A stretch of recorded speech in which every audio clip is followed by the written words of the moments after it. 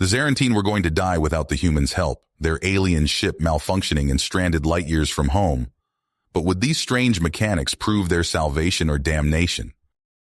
Commander Janus slammed his fist against the control panel, the blaring alarms and flashing red lights on the bridge pushing his nerves to a fraying point. His scout ship drifted helplessly in the dark expanse, systems critically damaged from the reactor overload. Janus had no idea what went wrong. One minute they were charting new star systems, the next, a cascade of catastrophic failures left them dead in space. Propulsion, offline, communications, fried, life support already chugging its last gasps. His engineers worked frantically to stabilize the ship, ripping out fried circuits and burnt conduits, fighting a losing battle as system after system went dark. Staring at the silent void through the view screen, Janus faced a grim reality. Without a miracle, his crew would perish out here. A slow, merciless death in the cold depths of space. As despair crept into his heart, the scanner suddenly pinged an alert. An unidentified vessel on approach vector. Hope and apprehension surged through Janus in equal measure. The newcomer could be savior or executioner. But with failing life support and no other options, he had to take the chance. Unknown to Janus, his distress call had reached the UTSG Deliverance, captained by seasoned Commander Nicholas Reed. The human had never encountered Zarantine, but he refused to ignore their plea, even as his crew voiced concerns about the risks. Now, as Reed guided his ship alongside the alien craft, he assembled a team of his best engineers and mechanics. Armed with cutting-edge skills and tech, they would board the vessel and attempt the impossible. Repairing an utterly foreign ship and forging peaceful first contact. As the human crew crossed the airlock threshold, they stepped into a realm of uncertainty, the entire future of both races perhaps resting on this critical meeting. Two disparate crews, brought together by crisis and desperation, would have to bridge the gap between worlds and work together, or risk catastrophic misunderstanding and hostility between the first two spacefarers to meet in the galaxy. The Zarantine's survival and the chance for a new alliance hinged on the skills of these human mechanics. Reed only hoped their expertise proved enough to overcome the task before them, and that cool heads prevailed, or they might doom two civilizations to tragic conflict. As the airlock hissed open, Reed and his crew stepped into a world unlike anything they had ever seen. The Zarantine ship's interior was bathed in an eerie, pulsing glow, the walls lined with twisted, organic shapes that seemed to defy human understanding. Reed's heart raced as he realized the magnitude of this moment, the first human footsteps on an alien vessel. Commander Janus emerged from the shadows, his angular features and shimmering skin a stark contrast to the human crew. He approached cautiously, his movements deliberate and measured. Reed stepped forward, extending his hand in a universal gesture of greeting. Janus hesitated for a moment before mimicking the action, their hands meeting in a tentative clasp. "Thank you for responding to our distress call," Janus said through the translation software, its mechanical voice a poor substitute for the emotion behind his words. "Our ship is failing, and we have nowhere else to turn." Reed nodded, his expression somber. "We're here to help in any way we can. My team is ready to assess the damage and start repairs immediately." As the human engineers dispersed throughout the ship, Reed and Janus walked side by side, the alien commander guiding him through the labyrinthine corridors. Reed marveled at the technology surrounding him, the pulsing conduits and glowing panels unlike anything he had seen on human ships. "Your vessel is incredible," Reed said, running his hand along a smooth, iridescent wall. "I can only imagine the journeys you've been on, the things you've seen." Janus's eyes seemed to sparkle with pride. "We have traveled far and wide, seeking out new worlds and civilizations, but this journey has been our most perilous yet." As they talked, Reed couldn't help but feel a growing sense of kinship with the alien commander. They were both explorers at heart, driven by a thirst for discovery and a willingness to brave the unknown. Hours turned into days as the human crew worked tirelessly to repair the Zarantine ship. They pored over schematics and diagrams, struggling to make sense of the alien technology. Frustration mounted as their tools proved inadequate, their expertise seemingly useless in the face of such foreign systems. The Zarantine crew grew restless, their hope giving way to desperation as the life support systems began to fail. The air grew thin and stale, the ship's lights flickering ominously. Some of the aliens openly questioned the humans' abilities, their trust wavering with each passing hour. But Reed refused to give up. He rallied his team, urging them to think outside the box and find creative solutions. He spent long hours with Janus, the two leaders hunched over control panels and display screens, trying to bridge the gap between their worlds. As the situation grew dire, Reed proposed a daring plan. "We can link our ship's power systems to yours," he said, his voice thick with commitment. "It'll buy us some time to complete the repairs." Janus's eyes widened, the weight of the offer sinking in. "But what if it fails? Your ship could be damaged, your crew stranded alongside us." Reed met his gaze, unwavering. "We're in this together now. We'll find a way." The two crews worked as one, human and Zarantine side by side as they raced to establish the power connection. Cables were run, circuits rewired, sweat and purpose mingling in the cramped confines of the ship. And then, with a flicker and a hum, the lights came back to life. The Zarantine ship thrummed with renewed energy, the failing systems stabilizing one by one. Cheers erupted from both crews, the sound of unity and triumph echoing through the halls. But even as they celebrated, Reed and Janus knew that their journey was just the beginning. The propulsion system still lay in ruins, and the cultural and political implications of their encounter loomed large on the horizon. They had bought themselves some time, but the real challenges were just beginning. As Reed looked around at the faces of his crew, human and Zarantine alike, he couldn't help but feel a sense of hope. They had come together in the face of adversity, forging an unlikely alliance that could change the course of both their species. Whatever lay ahead, they would face it together. Commander Reed stared at the display, his eyes hardened as he processed the new crisis. The pulsing red dot representing the rogue pulsar storm loomed ominously on their projected course. "Janus, we've got a problem," Reed said, turning to his Zarantine counterpart. "That storm will tear our ships apart if we try to punch through it." Janus's multifaceted eyes flickered with concern. "Our sensors confirm your assessment. The radiation levels alone would be lethal to both our species." The bridge crew fell silent, the gravity of their situation sinking in. They'd overcome so much, only to face an even deadlier obstacle. Lieutenant Singh spoke up, her voice steady despite the tension. "Sir, what if we use the storm's gravitational pull to our advantage? A slingshot maneuver around its outer edge could give us the boost we need to reach that nearby system." Reed nodded, a spark of hope igniting. "It's risky, but it might be our only shot. Janus, what do you think?" The Zarantine commander pondered for a moment. "Our ship's structural integrity is compromised. The gravitational forces could tear us apart." "Then we'll have to reinforce it," Reed said, dedication in his voice. "Kiona, can we repurpose some of our hull plating to shore up the Zarantine vessel?" Chief Engineer Torres, who had been quietly running calculations, looked up. "It's possible, sir.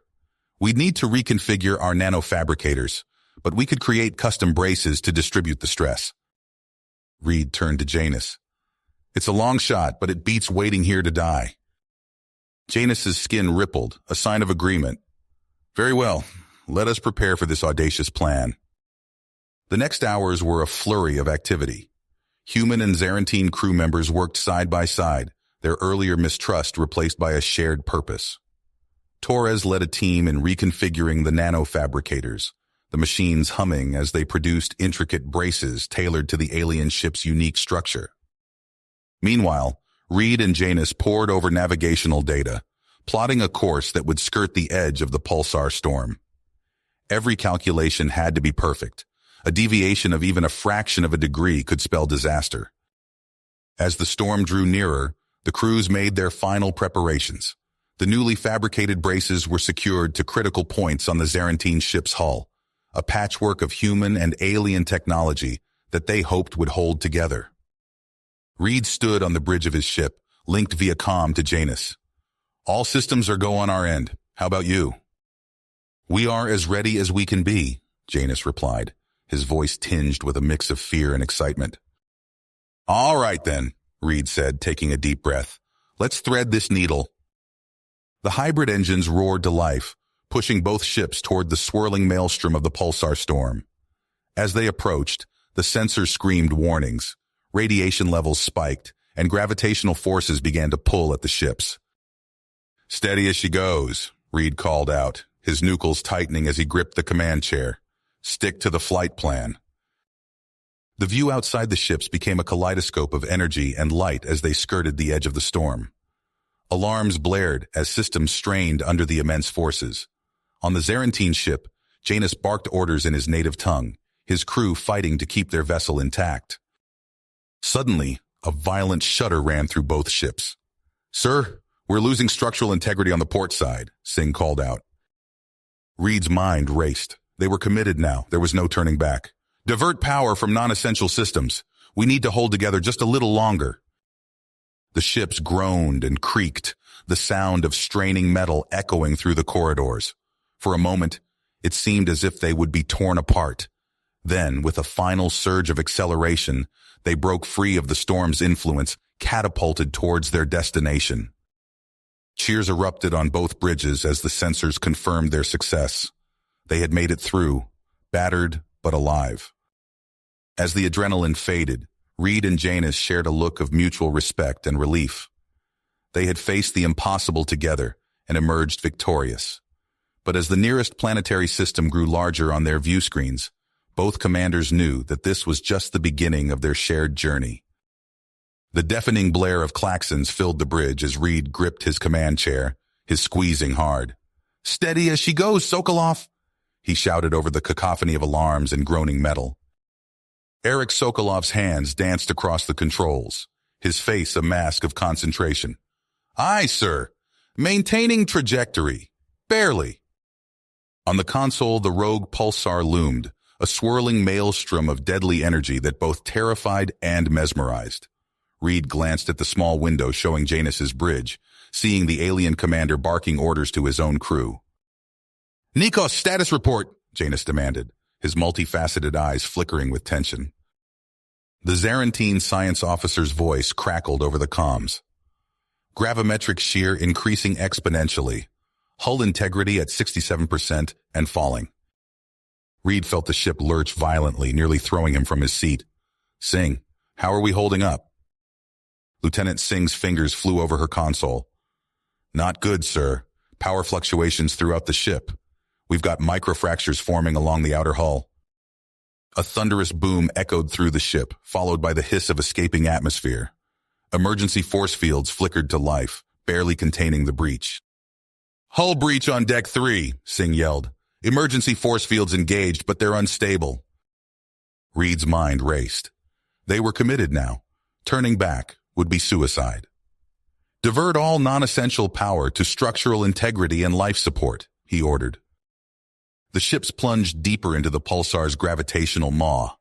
Sokolov and Nikos worked in perfect sync, their movements a desperate dance against the forces threatening to tear them apart. Cutting engines, now, Sokolov called out. For a heart-stopping moment, both ships seemed to hang motionless in space. Then, with a violent jerk, they were flung forward, riding the pulsar's gravimetric waves like a cosmic surfboard. The bridge view screen became a blur of light and energy as they whipped around the pulsar's periphery.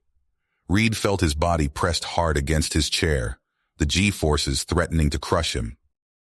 Hold on, he yelled, though his voice was lost in the thunderous roar of straining metal and overloaded systems. With a final wrenching lurch, they burst free of the pulsar's grip, hurled into open space at incredible velocity. The sudden silence was almost as shocking as the violent passage had been. Reed blinked, his ears ringing. Status report, he croaked. Singh's voice was shaky but professional. We made it, sir, but we're not out of the woods yet. Multiple systems are offline, and the hull integrity is down to 41%. Janus, do you copy?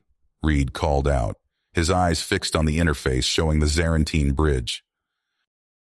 The alien commander's image flickered, distorted by interference. We're alive, Reed, but barely. Our power systems are critical. Before Reed could respond, a new alarm blared. Singh's face paled as she read the incoming data. Sir, the power link between our ships is destabilizing. If it goes, we'll lose both vessels. Reed opened his mouth to reply, but froze as he saw what lay ahead. A vast field of debris stretched before them, the shattered remains of some long-dead world directly in their path. "Evasive maneuvers!" he shouted, but Sokolov shook his head grimly. "No power for course correction, sir. We're riding pure momentum." Reed's mind raced, searching for a solution. They'd survived the impossible only to face annihilation. He locked eyes with Janus on the screen, seeing his own perseverance mirrored in the alien's gaze. "We didn't come this far to die now," Reed growled. "All hands, this is the commander. I need every idea you've got. We're going to get through this debris field and find that habitable world, together." As the deadly obstacle course loomed ever closer, Reed knew that the next few moments would determine not just their fate, but the future of human-Zarantine relations. The real test of their newfound alliance was about to begin. The bridge of the human ship shuddered violently, consoles sputtering and sparking as Reed fought to maintain his footing. The acrid stench of burning circuitry filled the air, mingling with the metallic taste of fear. "Sokolov! Status on those thrusters!" Reed barked, his eyes fixed on the rapidly approaching debris field. Sokolov's fingers danced across his flickering control panel. "Barely operational, sir. Port thrusters at 15%, starboard at 23%. I'm doing everything I can to keep us on course." A deafening boom echoed through the ship as another piece of debris slammed into their hull. Reed grabbed onto a nearby railing to steady himself. "Singh, damage report." Lieutenant Singh's voice crackled over the comms, tinged with urgency. "Multiple hull breaches on decks 3 through 7. Emergency force fields are holding, but barely. And sir, we've got a situation in the cargo bay." Reed's stomach dropped. "What kind of situation?" "The antimatter containment pod, sir. It's been compromised." The words hung in the air like a death sentence. Reed's mind raced, calculating their options, or lack thereof. Suddenly, Janus's voice cut through the chaos. "Reed, I'm picking up the telemetry from your ship. We might have a solution." "I'm all ears, Janus," Reed replied, desperation creeping into his voice. "The antimatter pod. If we can eject it into the debris field and detonate it, it could clear a path for both our ships." Reed's eyes widened. It was insane, reckless, and possibly their only chance. "Singh, can we do it?" Reed asked. "It's possible, sir, but we'd need to realign the ship, and with the cargo bay compromised..." Reed made his decision. "Do it. Sokolov, bring us about. Janus, can you match our trajectory?" "Affirmative," the Zarantine commander responded. "Initiating burn now." The human ship groaned as Sokolov coaxed it into position, the damaged thrusters sputtering and whining. Through the view screen, Reed could see the Zarantine vessel moving in sync, its own hull pockmarked and scarred. "Singh, status on the pod?" Reed called out. "Ready for ejection, sir, but the containment field is fluctuating. We won't have much time once it's launched." Reed took a deep breath. "Understood. On my mark. 3, 2, 1, mark." The ship shuddered as the antimatter pod was expelled into space. For a heart-stopping moment, nothing happened. Then a blinding flash erupted, brighter than any star Reed had ever seen. The shockwave hit them like a cosmic sledgehammer. Alarms blared as the ship bucked and rolled, threatening to tear itself apart. Reed clung to his chair, his vision blurring from the intense G-forces. When the turbulence finally subsided, Reed blinked away the spots in his vision. The debris field ahead had been transformed into a glowing, superheated tunnel of vaporized rock and metal.